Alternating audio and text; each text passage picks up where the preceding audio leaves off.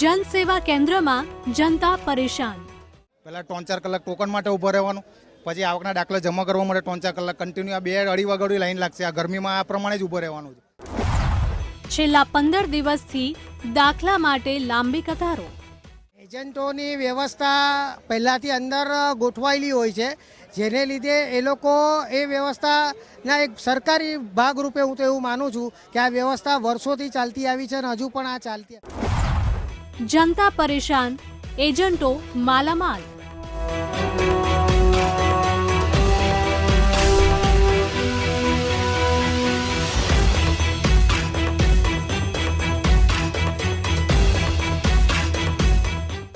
આ લાંબી કતારોના દ્રશ્યો જુઓ, જેમાં લોકો લાઈનમાં લાગી ગયા છે.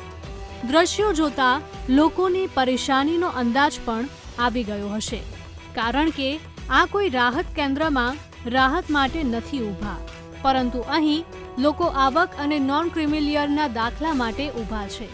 આ દ્રશ્યો સુરતના અઠવા લાઈન જનસેવા કેન્દ્રના છે, જ્યાં સવારના 6 વાગ્યાથી લોકો લાઈનમાં ઊભા રહે છે.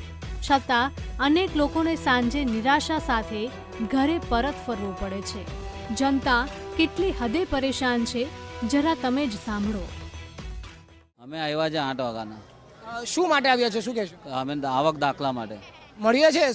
હજુ નહીં મળ્યું. હજુ આવક દાખલાના ફોર્મ ભરવા આવ્યા છે, હજુ મળ્યો નથી. શું કામ ધંધો કરો છો? હું તો ઝાલરના મશીન ચલાવું છું. હવે અહીંયા તો ઊભા છો તો પછી કામ કરે? બંધ, હવે રજા પડી ગઈ. માં શું કરવા? સવારે 6 વાગ્યાની લાઈન છે અહીંયા, અને આ લગભગ રોજ જ આ પ્રમાણે 400-400-500 જણાની લાઈનો લાગે છે. પહેલાં 3-4 કલાક ટોકન માટે ઊભો રહેવાનું, પછી આવકના દાખલા જમા કરવા માટે 3-4 કલાક કન્ટિન્યુ આ 2-2.5 વાગ્યાની લાઈન લાગશે. આ ગરમીમાં આ પ્રમાણે જ ઊભો રહેવાનું છે. જો દિલ્હીની ગવર્મેન્ટ જો 150 જેવી સરકારી સેવા જે ઘર બેઠા જો આપતી હોય, તો ગુજરાત સરકારે બી વિચારવાની જરૂર છે કે નાગરિકને સુવિધા ઊભી થાય. જો ઘર ભેગા જો સુવિધા આપતી હોય 50-100 રૂપિયા લઈને બી, તો આ તકલીફો છે ખતમ થઈ જાય એવી છે. અમે જનસેવા કેન્દ્રમાં કામ કરતા કર્મચારીઓ સાથે પણ વાતચીત કરી, તેમની સ્થિતિ જાણવાનો પણ પ્રયાસ કર્યો. 500-600 જેટલું પબ્લિક હોય બધાને આપીએ જ છીએ. તો સવારે 6 વાગ્યાથી લોકો ઊભા છે, તો એમને કેમ નંબર ઝડપથી નથી લાગતો? બધાને લાગે જ છે. બધા પબ્લિક લાઈનમાં જેટલું ઊભું હોય સવારમાં એક સાથે બધાને ટોકન અમે ફાળવી જ દઈએ છીએ પહેલેથી જ. એ લોકો તો એવું કહે છે કે 200 ટોકન જ આપવામાં આવે છે. અત્યારે પૂછી લ્યો, આજના જેટલું પબ્લિક છે છેલ્લે લગીને બધાને અમે લોકો ટોકન આપેલા જ છે. ક્યાં સુધી કામગીરી ચાલે છે?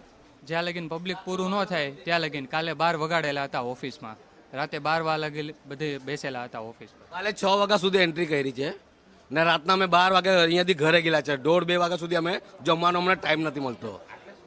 તમે 2 કે 3 જ કાઉન્ટર છે, તમને એવું લાગે છે કે ઓછા છે, જેને લઈને આ ખૂબ જ ભારણ વધી ગયું છે? એટલે ટેકનિશિયન બોલાવે આવે એટલે 2 કાઉન્ટર, કાલે 4 કાઉન્ટર ચાલુ હતું. આજે જ્યાં પ્રોબ્લેમ છે એટલે હમણાં આવશે. તો આ પ્રોબ્લેમને કારણે લોકો પરેશાન થાય ને, તમે જોઈ શકો. રોજના 400, કાલે 540 ટોકન હતા. અહીં તકનો લાભ ઉઠાવે છે એજન્ટો. દાખલા માટે પડાવે છે 1000 થી 1500 રૂપિયા. આવું અમે નથી કહેતા, પરંતુ દાખલો કઢાવવા માટે આવી રહેલા વાલીઓ કહી રહ્યા છે. અહીં રોજ 400-500 ટોકન આપવામાં આવે છે, જ્યારે તેની સામે 700 થી 800 લોકોનો ધસારો રહે છે. તેવામાં જન આરોગ્ય કેન્દ્રના કર્મચારીઓનો પણ કોઈ વાંક નથી. પરંતુ થોડા સમય પહેલા જ આ સમસ્યાના સમાધાન માટે વરાછાના ધારાસભ્ય કુમાર કાનાણીએ કલેક્ટરને પત્ર લખ્યો હતો અને એવા પણ આક્ષેપ લગાવ્યા હતા કે લોકો લાઈનમાં ઊભા રહે છે, છતાં દાખલો નથી નીકળતો અને એજન્ટો રૂપિયા લઈને 2 કલાકમાં દાખલો કઢાવી આપે છે. એજન્ટો પ્રથા એટલા માટે શરૂ થાય છે કે આપણે વ્યવસ્થા નથી. આપણી પાસે વ્યવસ્થા નથી કે માણસ આજે આવે અને આજે દાખલો મળી જાય, તો એજન્ટની કાં જરૂર પડે? પણ 2 કલાકમાં એજન્ટને મળી જાય છે અને સામાન્ય નાગરિકને નથી. એ તો પણ એટલા માટે જ કહું છું કે એ પણ એક ભ્રષ્ટાચાર થઈ રહ્યો છે, અને એ ભ્રષ્ટાચાર પણ ન થાય અને લોકોને મુશ્કેલી પણ ન પડે. એટલા માટે તો મેં પત્ર લખ્યો છે કે લોકો ભ્રષ્ટાચારનો ભોગ ન બને અને લાઈનમાં ઊભા રહીને મુશ્કેલીનો સામનો પણ ન કરે. એટલા માટે એવી વ્યવસ્થા ઊભી કરવામાં આવે કે ભ્રષ્ટાચાર પણ નાબૂદ થાય અને લોકોની મુશ્કેલી પણ દૂર થાય. એક તરફ દાખલા માટે લોકોની પડાપડી થાય છે, તો બીજી તરફ ઇન્ટરનેટ કનેક્ટિવિટીને લઈને સર્વર વારંવાર ઠપ થઈ જાય છે, જેથી કામગીરી પણ ધીમી ચાલી રહી છે અને આ કારણે લોકોને પરેશાન થવું પડે છે.